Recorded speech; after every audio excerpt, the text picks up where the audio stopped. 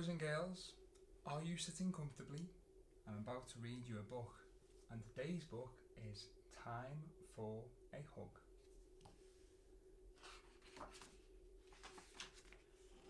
Time for a Hug. Snuggly Munster was a very cuddly monster.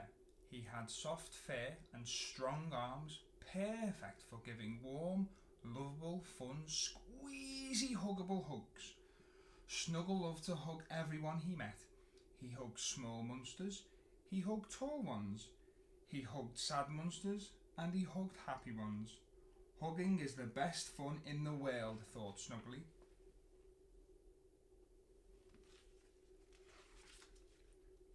Then one day Snuggly was on his way to see his best friend Giggly. At the bus stop he met Stripey Munster. Stripey's fur was dull and pale. She was very cold from waiting for the bus. Snuggly gave Stripey a warm hug, and soon her fur was bright and fluffy again. "Thanks, Snuggly," she cried.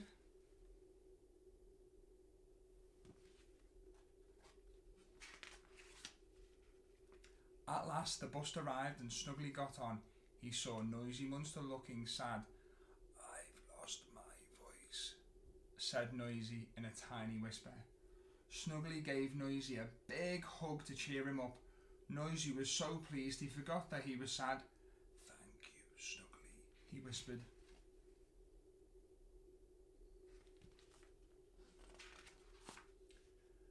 At the next stop, Snuggly heard a strange noise.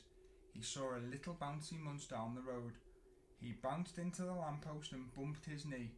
Snuggly jumped off the bus, scooped Bouncy up and gave him a hug. Bouncy stopped crying right away. Snuggly's hug made his knee stop hurting just like magic.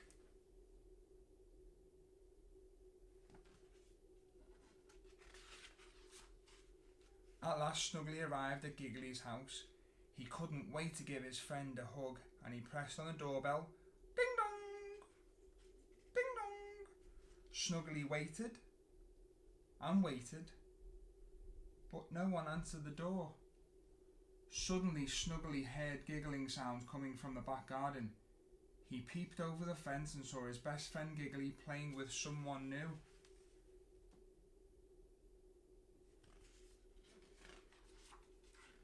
Giggly and the someone new swung on the swing, then they slid down the slide. Suddenly Snuggly felt sad. "Giggly has forgotten all about me," he said with a sniffle. Then Snuggly saw that someone new gave Giggly Munster a great big hug.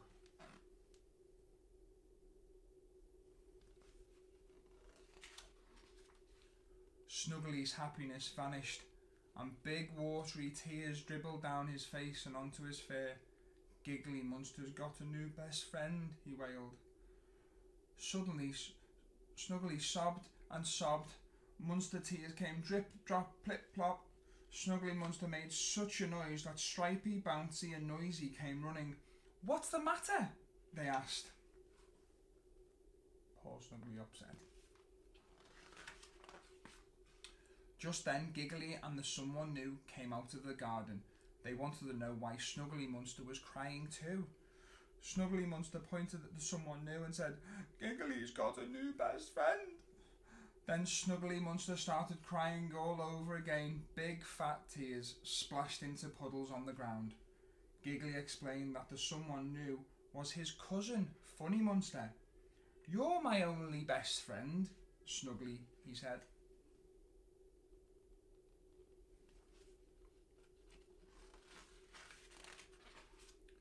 Snuggly Munster had made a mistake and he felt very silly. I'm sorry, Funny," he said. "I'm sorry, Giggly and Stripey and Noisy and Bouncy." "Never mind," said Giggly. "Everyone makes mistakes. What you need now is Snuggly is a great big hug." And all the monsters gathered round and gave Snuggly Munster the biggest, huggiest hug he'd ever had.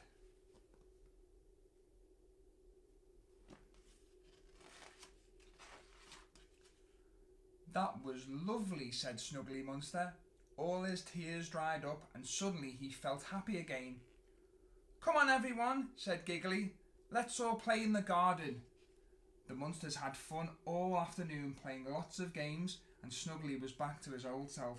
He gave everyone lots of hugs and he felt happier than ever.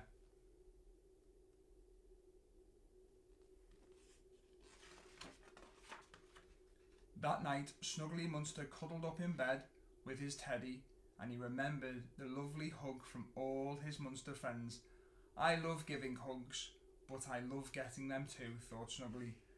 Then he settled down to a lovely, huggly, snuggly sleep.